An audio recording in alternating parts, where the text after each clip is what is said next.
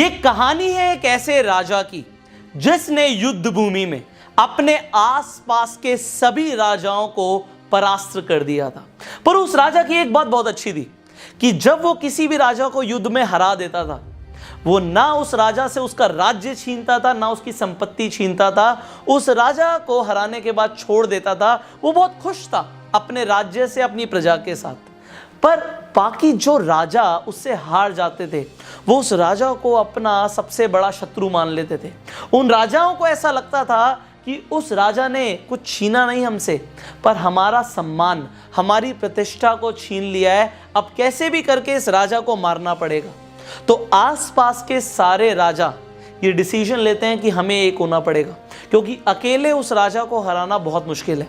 पर उन्हें एक बात पता होती है कि अगर उस राजा से हम युद्ध करेंगे तो हम उससे नहीं जीत पाएंगे। हम सब मिलकर भी उस राजा को नहीं हरा सकते अगर हम युद्ध करेंगे तो।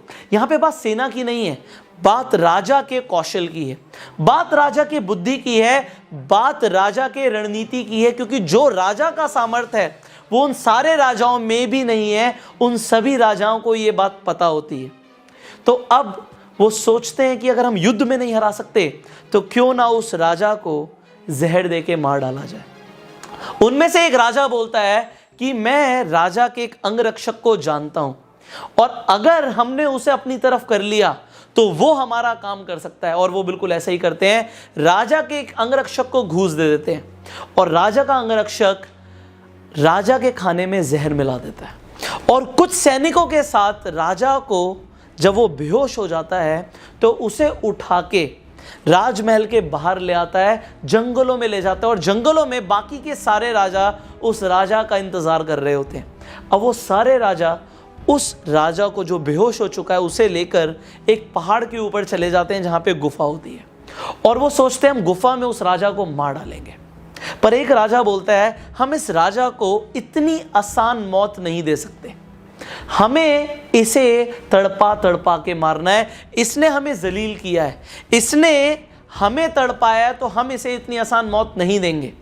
तो वो कहते हैं कि इस राजा को इस गुफा में ही छोड़ दो। इस गुफा में चूहे हैं, इस गुफा में सांप है, इस गुफा में चमगादड़ है, वो इसे खा जाएंगे। इस गुफा को बंद कर देते हैं, इस राजा का दम घुट जाएगा, सांसें बंद हो जाएंगी, और इसे फिर चूहे खाएंगे, सांप खाएंगे।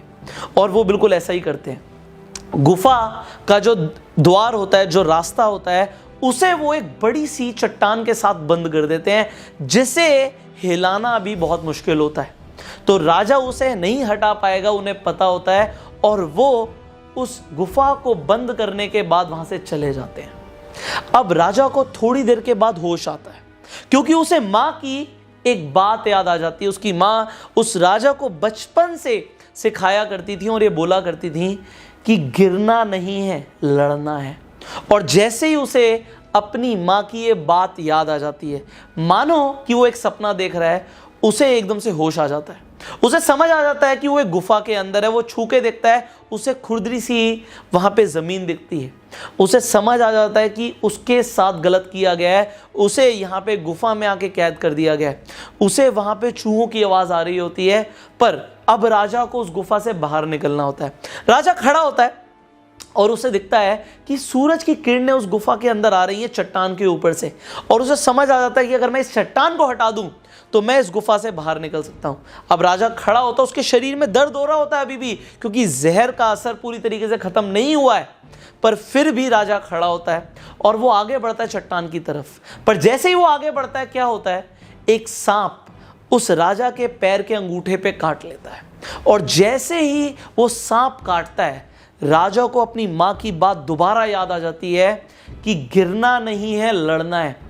उसके जो कमर पर एक छोटी सी तलवार होती है, वो निकालता है और उससे अपना पैर का अंगूठा ही काट लेता है, खुद का अंगूठा काट लेता है। दर्द हो रहा होता है, पर फिर से उसे समझ आ जाता है कि मुझे गिरना नहीं है, मुझे लड़ना है। अब खून निकल रहा है, अगर खून ज्यादा निकल गया तो राजा बेहोश हो सकता है। उसे समझ आ जाता है, तो वो अपने कमर पे जो कपड़ा बंधा होता है उसे निकालता है और अपने खून को रोकने की कोशिश करता है। अब वो पूरी तरीके से कोशिश करने लगता है कि वो कैसे भी करके चट्टान को हिला पाए, वहां से हटा पाए। पर राजा बहुत कोशिश करने के बाद भी उस चट्टान को नहीं हिला पाता। पर फिर से उसे अपनी मां की वो बात याद आ जाती है कि गिरना नहीं है, लड़ना है। अब राजा पूरी ताकत के साथ, अपने पूरे बल के साथ वो पीछे थोड़ा जाता है और भागता हुआ आता है कि वो उस चट्टान को वहां से खिसका पाए। और वो अपना एक आखिरी एफर्ट में अपनी पूरी एनर्जी, अपनी पूरी शक्ति लगा देता है। और जैसे ही वो उस चट्टान को धकेलता है, चट्टान बिल्कुल थोड़ी सी खिसकती है। बट उससे होता क्या है, क्योंकि वो चट्टान पहाड़ के ऊपर होती है, वो खिसकते ही लुढ़कने लग जाती है और लुढ़कने से उस गुफा का जो रास्ता होता है वो खुल जाता है। अब राजा बाहर निकलता है और बाहर निकल के जो वो देखता है उसे यकीन नहीं होता। उसे समझ आता है कि आसपास के सारे राजा जो हैं वो अपनी सेना लेकर उसके राज्य की तरफ आक्रमण करने के लिए निकल चुके हैं। पहाड़ के ऊपर से उसे सब कुछ दिख रहा होता है कि चारों तरफ से सारे राजा उसके राज्य की तरफ बढ़ रहे हैं और उसे समझ आ जाता है कि उसके खिलाफ ये षड्यंत्र रचा गया है। अब उसे हवा में उसका बाज दिखता है, एक ऐसा बाज जो राजा का पालतू होता है। और राजा जैसे उस बाज को बुलाता है वो उस राजा की तरफ पहुंच जाता है। अब राजा क्या करता है कि जिस कपड़े से उसने अपने पैर से खून जो निकल रहा था उसे रोका था, उसी कपड़े को थोड़ा सा फाड़ता है और बाज के पैर पर बांध देता है। और अब बाज को पता होता है कि उसे कहाँ जाना है, सेनापति के पास। अब सेनापति के पास जैसे ही बाज पहुंचता है, सेनापति को समझ आ जाता है कि राजा अभी जिंदा है। राजा को अब कैसे ढूंढना है, बाज हमें राजा तक ले जाएगा। और सेनापति कुछ सैनिकों के साथ उस पहाड़ के ऊपर चले जाते हैं। राजा को खुफिया रास्ते से राज्य के अंदर ले जाया जाता है। अब राजा को बहुत गुस्सा आ रहा होता है। वो जब अपने राज्य में पहुंचता है, वो सेनापति को बोलता है कि सारी की सारी सेना को इकट्ठा करो, अब हमें युद्ध के लिए निकलना है। और राजा युद्ध के लिए निकल जाता है। सेम परिस्थिति में जब वो बाहर निकलता है, वो सारे राजाओं को हरा देता है और सबको बंदी बना लेता है। पर ये सब हुआ कैसे, ये समझिए। राजा अगर हार मान लेता और अगर उसे अपनी मां की वो बात याद नहीं आती कि गिरना नहीं है, लड़ना है, तो शायद वो राजा अपने राज्य को और अपनी जान को गंवा देता। ये जो समय चल रहा है ये भी बिल्कुल ऐसे ही चल रहा है। जो ये कोरोना वायरस है, इससे हमें गिरना नहीं है, हमें लड़ना है। और अगर आपको मेरी बात समझ आ रही है तो अब आपको ये भी समझ आ रहा होगा कि ये जो मोटिवेशनल मैसेजेस हैं, ये सेंटेंस बहुत छोटे हैं कि गिरना नहीं है, लड़ना है, पर ये अगर सही समय पे हमें याद आ जाएं तो हम अपनी जिंदगी में वो कर सकते हैं जो शायद हमने कभी सोचा भी नहीं था। उस राजा ने इस छोटे से सेंटेंस से अपने राज्य को और अपनी जिंदगी को बचा लिया। तो सोचिए कि यही मोटिवेशनल मैसेजेस आपकी जिंदगी में कितना बड़ा काम कर सकते हैं, एंड खासकर आपके आसपास जो लोग हैं उनकी जिंदगी में। अगर आपको मेरी बात और इस स्टोरी का मैसेज समझ आ गया कि गिरना नहीं है, लड़ना है, तो आप नीचे कमेंट जरूर कीजिएगा कि गिरना नहीं है, लड़ना है। और इस स्टोरी को अपने आसपास जितने भी लोग हैं उनके साथ जरूर शेयर कीजिए, क्योंकि इसी तरीके के मोटिवेशनल मैसेजेस से बहुत लोग हार नहीं मानते और वो गिरते नहीं हैं, वो लड़ते हैं और वो कामयाब बनकर दिखाते हैं। मेरा प्रयत्न ही ये रहता है कि मैं आप सबको एक सही डायरेक्शन दूं, आपको इंस्पायर करूं कि आप लोग अपनी लाइफ में वो करके दिखाओ जो शायद आपने सोचा भी नहीं है।